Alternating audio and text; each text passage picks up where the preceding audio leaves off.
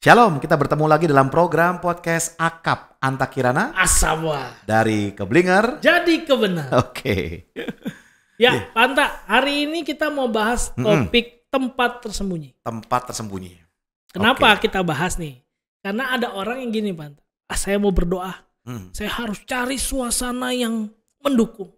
Saya harus cari tempat yang bagus buat saya berdoa. Oke. Pokoknya saya harus cari tempat khusus. Gak bisa di sembarang. Jadi Jadi doa itu harus di tempat yang tersembunyi. Oke, jadi dia percaya ada tempat khusus di mana Tuhan bisa hadir. Ya itu. Hadirat Tuhan lebih kencang. Ya lebih kencang di sini. Wah, ini bisa Keblinger nih Nah, ya. ini keblinger nih. Nah, Gimana nih, Pak Anta? sebenarnya kalau kita bicara tentang tempat tersembunyi atau bahasa Inggrisnya secret place, itu adanya di Matius 6 ayat Ya. 6 nih. Ah, Ya, kalau saya selidiki. ya. Tetapi jika engkau berdoa, masuklah ke dalam kamarmu, Ya. tutuplah pintu, dan berdoalah kepada Bapamu yang ada di tempat tersembunyi. Ya. Maka Bapamu yang melihat yang tersembunyi akan membalasnya kepadamu. Ya. Nah, perhatikan kata berdoalah kepada Bapamu yang Ya. ada di tempat tersembunyi. Nah. Yang menjadi Keblinger kalau memaknai ayat ini, ya biasanya para pendoa nih ya, Nah, iya, memaknai bahwa ada tempat-tempat yang dikhususkan untuk kita berdoa kepada Tuhan. Ya. Padahal kalau kita pelajari khususnya firman Tuhan, itu bahwa kehadiran Yesus Ya. itu menghancurkan tirai. Ya. Ya, dari ruang kudus masuk kepada ruang maha Ya. kudus. Kemudian Yesus sendiri menjadi tirai, dia dihancurkan, mati disalib, supaya sekarang kita tidak lagi datang kepada Tuhan dengan ketakutan, Ya. tidak lagi diwakilkan, tapi oleh darah Yesus kita memperoleh keberanian Nah. untuk langsung berjumpa dengan Ya, Tuhan. ya. Bahkan setiap teman-teman yang sudah percaya Yesus, boleh kita langsung berdoa dan menyapa Tuhan, ya Aba, ya Bapa.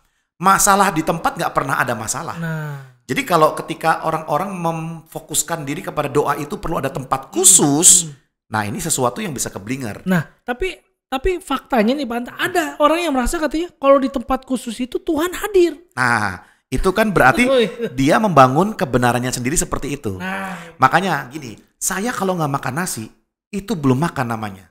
Nah, itu kan keyakinan saya. Sehingga ketika saya makan apapun dan belum makan nasi, keyakinan saya beroperasi kan. Ya. Walaupun sudah full perutnya, tetap aja masih ngerasa belum makan. Belum makan. Itu keyakinan yang saya bangun sendiri. Oke. Nah, kalau kita kembali ke teks Matius 6 ayat 6, kita perlebar. Ternyata ayat 5 di situ dimulai dengan perikop hal berdoa. Ya, ayat 5-nya dikatakan, dan apabila kamu berdoa, janganlah berdoa seperti orang munafik. Mereka suka mengucapkan doanya dengan berdiri dalam rumah-rumah ibadat dan pada tikungan-tikungan jalan, supaya mereka dilihat orang. Oke. Ya, garis bawah itu, supaya mereka dilihat orang. Aku berkata kepadamu, sesungguhnya mereka sudah mendapat upahnya. Ya. Jadi kalau kita baca firman Tuhan, biasakan membaca konteksnya. Ah. Ya, konteks sebelumnya, Ya. setelahnya, ya.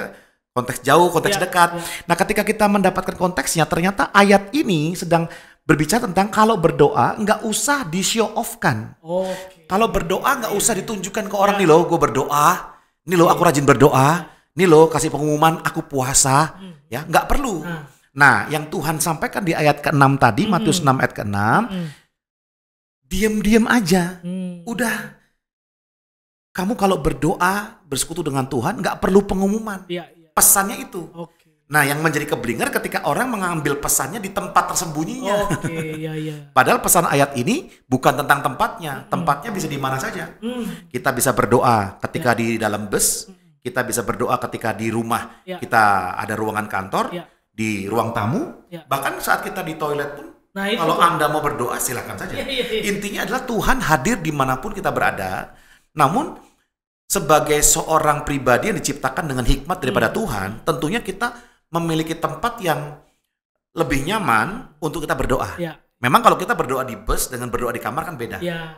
Iya kan? Nah, kalau kita ingin membangun kedekatan dengan Tuhan dan saat kita berdoa, silakan cari ruangan yang secara hikmat itu lebih nyaman. Ya. Tetapi bukan berarti bahwa tempat itu Tuhan hadir dan tempat yang lain Tuhan nggak hadir. Nah. Ya, so kita nggak usah besar-besarkan tentang tempatnya harus dijadikan seperti ini, seperti itu ya. Bagi orang-orang kaya mungkin bisa punya banyak tempat gitu. Ya. Tapi bagi orang yang miskin, yang susah, yang tidak seberuntung itu, bahkan mungkin buat tidur saja tempatnya hanya itu. Ya. Nah, kalau kita kasih sebuah peraturan bahwa tempat doa harus khusus, waduh, mereka nggak bisa doa dong.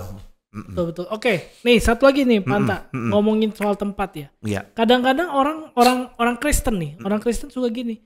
Ya udahlah, oke, tempatnya Tuhan di mana aja ngelihat. Oke, tempatnya nggak penting. Tapi bagaimana dengan kekusyukan kita? Nah, justru ini yang menjadi masalah kedua. Masalah pertama, ada orang yang mengkhususkan bahwa doa itu harus di sebuah tempat tertentu. Ya. Ini keblinger nih. Ya, tetapi keblinger yang kedua justru dia menggampangkan aja. Nah, itu. Setiap hari juga, setiap saat juga bisa berdoa kok. Saya berdoa sekarang juga bisa kok, begitu kan? Nah, ini juga jadi masalah. Karena apa? Karena firman Tuhan berkata kepada kita, masuklah ke dalam kamarmu. Berarti ada sebuah tempat. So, tempat yang dimana kita bisa nyaman, aman, ngobrol dengan Tuhan. Tempat yang bisa membuat kita khusyuk. Ya, sama halnya ya, seperti kita sekarang zaman ibadah online. Nah, teman-teman mau ibadah online sambil ngangkat kaki, ibadah online sambil tiduran, atau sambil jongkok, berdiri, atau duduk kan bebas. Tetapi kan di situ, kalau kita menghargai Tuhan, kita respect dengan Tuhan, sikap hati kita berbeda dong. Ya dong, nggak mungkin kita beribadah sambil kita tiduran di atas lantai. Ya itu dengerin musik boleh. Sambil makan popcorn, sambil belum gosok gigi gitu ya. Ini bukan tentang bahwa kita kalau ibadah harus gosok gigi dan segala macam. Ini sikap. Betul. Ya, memang manusia ini paling hebat kalau disuruh cari celah ya. Ya kan? Ketemu aja. Jadi berdoa yang benar adalah begini, kita meyakini Tuhan ada di mana-mana. Tapi kita perlu memilih, kita bisa memilih tempat di mana kita bisa berdoa dengan nyaman. Alasannya adalah supaya sikap hati kita nyaman. Bukan alasannya Tuhan akan hadir kalau ruangannya begitu, bukan itu. Kehadiran Tuhan di mana saja, tempatnya mau baik, mau buruk, Tuhan tetap hadir. Tetapi yang penting apakah tempat itu bisa membuat kita khusyuk. Ya, itu yang menjadi perhatian kita. Saya ingat tuh Panta, teman-teman, Paulus dalam ruang bawah tanah di penjara di Roma kan dia berdoa juga dengan Silas. Sampai ada gempa bumi, hadirat Tuhan hadir. Saya pikir Paulus nggak nyari tempat tuh. Karena kalau nyari tempat kan berarti dia nggak bisa berdoa di situ. Adanya di situ. Di penjara lagi. Ternyata hadirat Tuhan hadir, Pak. Betul. Ya, jadi kalau teman-teman seperti Paulus tiba-tiba Anda di penjara atau di ruang tamu. Atau saya di ruang tamu tempat tinggal saya. Dan di situ saya khusyuk. Dan bisa bertemu dengan Tuhan lewat doa, ya nggak apa-apa. Tetapi tidak boleh menggampangkan. Kalau kekhusyukan itu nggak ada, keseriusan itu nggak ada, ya kita mau ngobrol aja kan perlu komitmen kan. Mau ketemu di mana, ngopi di mana, ngomongin apa, berapa lama, itu kan ada komitmen. Nah, kita boleh kapanpun Tuhan aku berdoa, boleh. Namun dalam membangun hubungan doa yang lebih dekat dengan Tuhan, memang perlu kita berikan waktu khusus. Bukan tempat khusus ya, waktu khusus. Tempatnya silakan di mana saja yang bisa membuat kita nyaman. Jadi teman-teman jangan sampai cari sensasi gitu ya, doanya munafik, tapi cari esensi. Betul.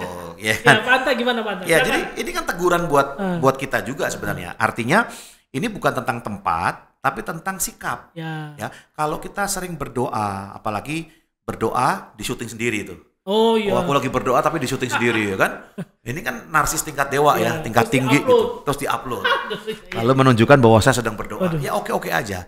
Namun begini, ketika kita rekaman seperti ini, tujuannya adalah untuk mewartakan kebenaran, tujuannya untuk mendorong orang supaya beribadah, tujuannya supaya bersama-sama mengajak jemaat Tuhan bertemu dengan Tuhan dalam ibadah, membaca firman Tuhan, ya oke saja. Tapi apa gunanya kalau sekedar hanya menunjukkan saya sedang berdoa? So what gitu ya. Nah, jadi maksud saya adalah mari kita bersama-sama teman-teman tidak perlu meributkan apakah tempat ini cocok buat Tuhan atau tidak, Tuhan hadir atau tidak. Ya, ada yang berkata, wah kalau saya masuk ke ruangan doa saya yang khusus, ya sebelum masuk saja saya sudah merasakan hadirat Tuhan. Misalkan begitu ya. Nah, terus kalau di tempat lain gimana? Nggak terlalu merasa. Ya, jadi menurut saya ini yang keblinger. So Tuhan hadir dimanapun kita berada, ya. Dan ketika sikap hati kita baik, kita punya tempat yang membuat kita khusyuk, bisa bersekutu dengan Dia. Saya yakin Tuhan juga ada di sana. Ketika teman-teman berkata bahwa saya ingin berdoa bertemu dengan Tuhan, Tuhan lebih ingin bertemu dengan kita. Ketika saya berkata saya ingin baca Alkitab, Tuhan lebih ingin berbicara kepada kita lewat firman-Nya. Betul. Jadi jangan berpikir bahwa Tuhan, saya pengen ketemu kamu, terus Tuhan nggak pengen. Enggak, Tuhan tuh lebih pengen ketemu dengan kita. Sehingga dimanapun tempatnya, Ketika ada sikap hati yang benar, ada kerinduan untuk tidak mempromosikan diri, saya berdoa, ya, Tuhan pasti ada di situ.